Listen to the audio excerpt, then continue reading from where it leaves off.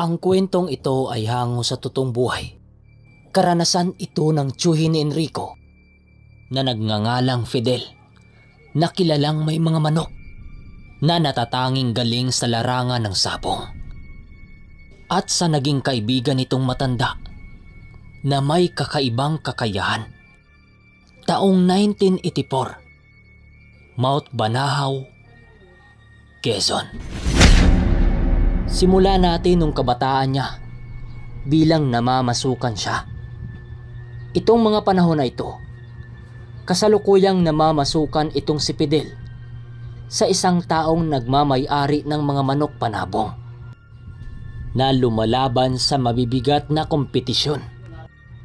Ayon sa kanya, dahil sa naging trabaho niya, normal na sa kanya na makakita ng klase-klaseng manok panabong sa lugar. At dahil dito, unti-unti siyang nahuhumaling sa ganong bagay. Magamat nagtrabaho siya sa manukan na yon, may 3 siyang tandang na inalagaan doon. At kahit nagtrabaho lang kasi sila doon, pwede silang mag-alaga. Pero ang ikinainis lang nitong si Fidel sa katiwala ng amo niya, dahil sa tuwing may parokyano itong bibili sa kanila ng mga panlaban, yung mga manok niya ang ginagawa nitong pansanay o pantsimbag. Magaman na inis na itong si Fidel, hindi niya ito pinapakita sa amo niya. Kailangan kasi niya ang trabahong yon para sa mga magulang niyang nakatira sa bundok. Medyo matatanda na kasi. Marami silang namamasukan sa manuka ng amo niyang yon, pero siya lang ang itinuring na malas sa paningin ng amo niya sa kanya. Dahil kapag naisama niya ito sa mga laban, minamalas sila. Kapag minamalas, natatalo ang lahat na panlaban nila. Kaya ang naging papel niya sa manukan, tagapagpakain ng mga palakihing sisiw at sa mga tandang napalahiin. Hindi siya isinama ng amo niya sa mga nagkukondisyon ng mga ilalaban dahil nga lapitin ng kamalasan sa sugal itong si Fidel. Isang araw, habang abala siya sa pagkukumpuni ng mga lambat na harang ng manukan, nakita niya ang mga kasama niya na tinuruan ng pagkakabit ng tari sa isang batikang mananari ng amo niya o yung bihasang gaffer. Bali 10 ang tinuruan nito. At habang nakamasid si Fidel, tuloy lang naman siya sa kanyang ginagawa. Naisip niya noon, kapag natutunan niya ang pagkakabit ng tari, syempre isasama siya ng amo nila sa lugar na pupuntahan nito. At isa pa, makakagala rin siya sa malalayong lugar. Pero naisip nitong si Fidel, ano bang meron sa kanya? Bawal nga lang ba talaga sa kanya dahil bata pa siya? Hindi kaya may ibang dahilan? At habang nagmamasid siya sa mga ito, hindi niya napapansing nakamasid lang din pala sa kanya yung katiwala ng amo niya. Habang tuloy siya sa pagmamasid, laking gulat na lamang niya nang tumama sa likuran niya yung patukaan ng manok na ibinato nito sa kanya. At dahil sa gawayon sa kawayan, kaya halos mapasigaw siya sa sakit. Paglingon niya kung sinong nagbato noon, yun nga, yung mayabang nakatiwala ng amo niya. Pinagalitan siya nito at pinagbantaan siyang isusumbong siya sa kanilang amo.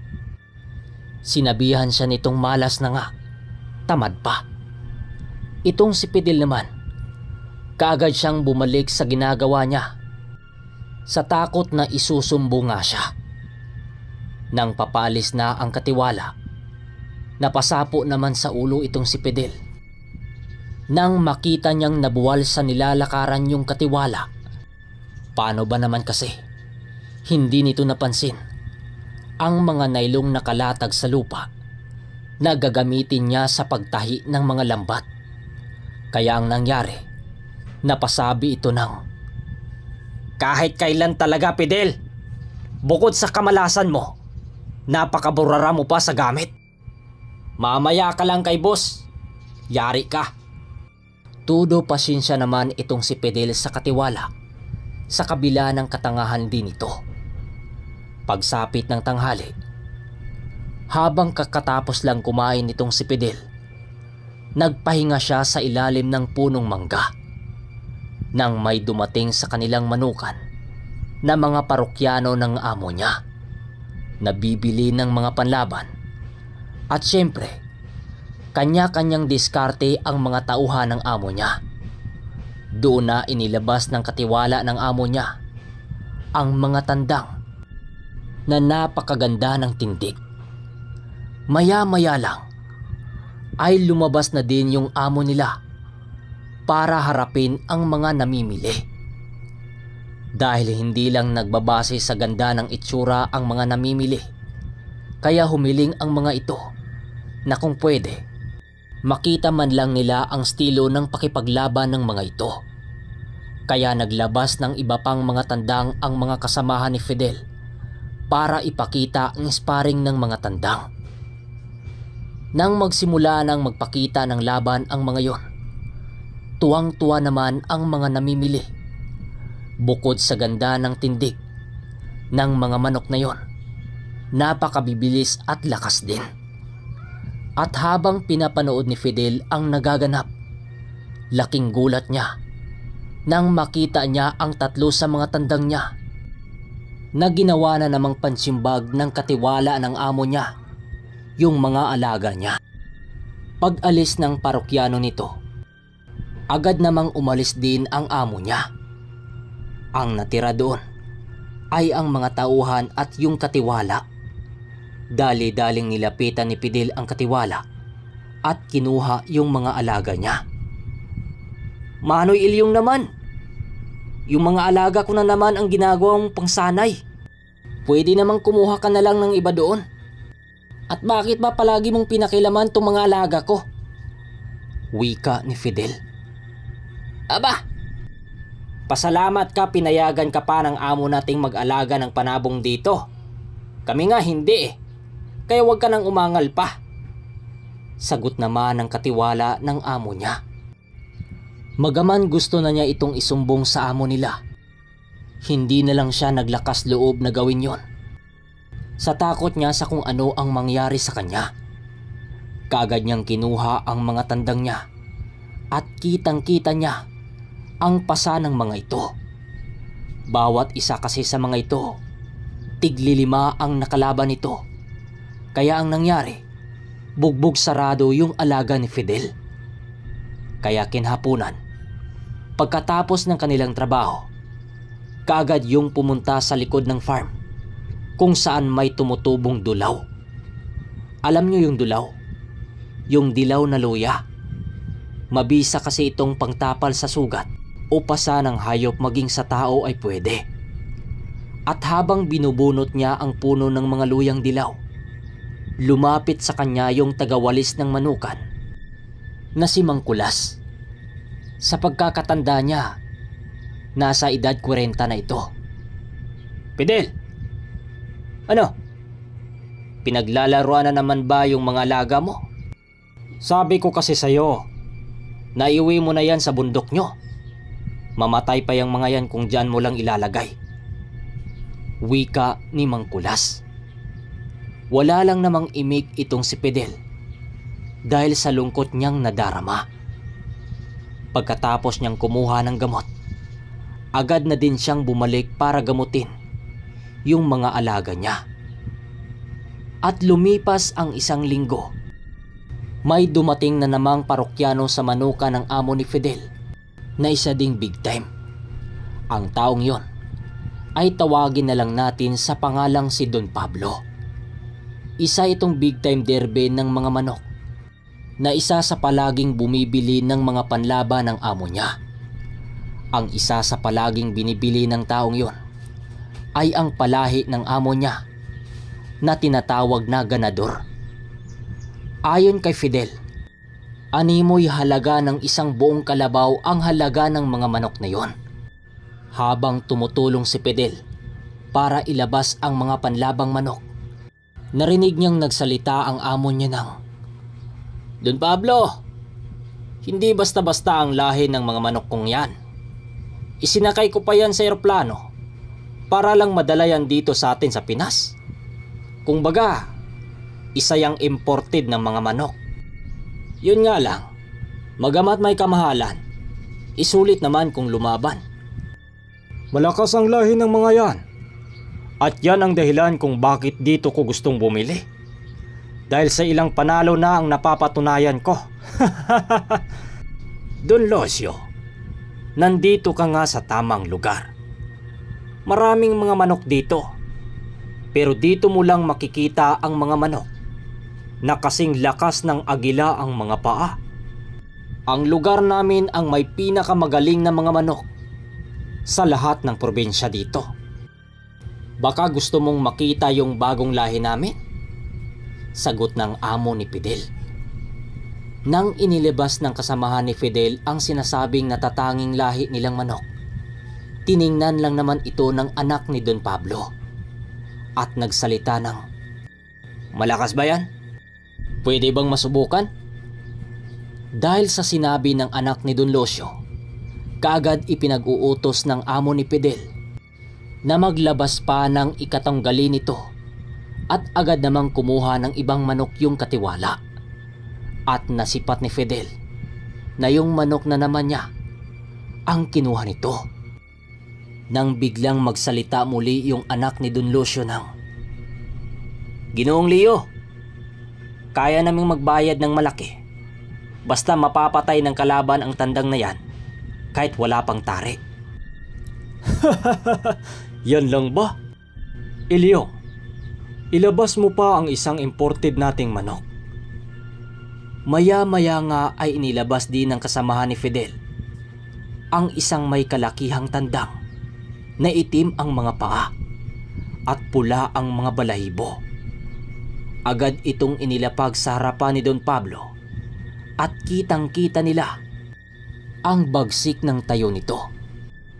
"Elio, maglabas ka pa ng ikakalaban nito," wika ng amo ni Fidel. Pero laking gulat ni Fidel nang makita niyang ang ipinaris dito ng katiwala nito yung manok niyang hindi pa gumagaling. Habang pinatay sa bugbog yung alaga niya, tanging pagtulo lang naman ng mga luha niya hanggang sa bigla na lang itong nangisay at tuluyan ding namatay. Grabing tuwa noon ng anak ni Don Pablo dahil sa wakas nakakita rin siya ng panlabang manok na ganun katindi. Pag alis ng mga panauhin, mangiyak-ngiyak namang tiningnan ni Fidel yung tandang niya. Nung mga panahon kasing ito, nasa edad 15 pa siya at mahilig talaga siya sa manok. At kinahapunan, paglabas niya sa trabaho, nagpa siya siyang ilibing sa likuran ng farm yung namatay niyang alaga. At habang naghukay siya ng paglilibingan, nakasipat siya ng isang matanda na may hawak na isang itim na tandang. At papalapit ito sa kanya. Humahangos itong tumatakbo at panay ang lingon nito sa kanyang likuran na para bang may humahabol sa kanya. Dahil sa pagtataka nitong si Fidel, tinanong niya ang matanda, "Manong, napapano ka? Bakit parang takot na takot ka?" Wika niya sa matanda. Tulungan mo ako. May humahabol sa akin. Papatayin nila ako kapag mahuli ako." Wika ng matanda. Sa gulat at awa nitong si Fidel, tinulungan niya ang matanda at kahit hindi niya ito kilala. Sakto namang may puno ng kapok sa likuran kung saan siya naghukay. Pinapapasok niya ang matanda doon at dahil ang puno na yon, nabulok ang pinakagitna nito at pwedeng sumuot ang isa katao rito. Pagpasok ng matanda, sakto namang dumating ang kalalakihan na humahabol rito. Ang ilan sa mga ito ay may hawak na pamalo. Patay malisya lang itong si Fidel at tuloy sa paghukay. Nang biglang tumigil sa kanyang harapan ang grupo ng kalalakihan at lumapit ang isa sa mga ito. "Do, may nakita ka bang matandang dumadaan dito?" tanong ng lalaki sa kanya. "Wala ho, Manong. Wala po akong nakitang taong nagawi rito," sagot niya. Nang sumagot ang isa sa mga ito ng, "Matanda na may hawak na tandang. Sigurado akong dito yun pumunta." "Ah, ganun ho ba? Wala talaga mga kuya eh. Inutusan kasi akong maglibing ng bulok na manok rito," sagot nitong si Fidel. At agading umalis ang mga kalalakihan na hindi nagsasalita. Paabang sa part 2 mga idol.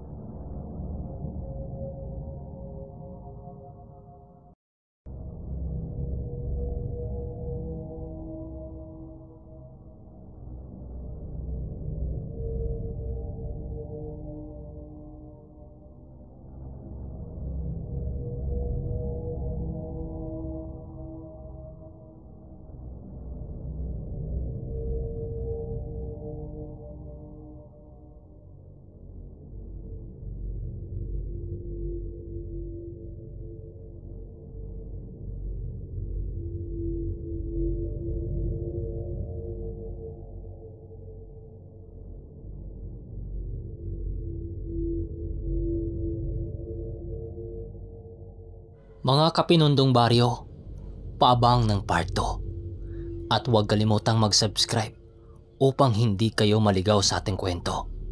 Yun lang. Maraming salamat.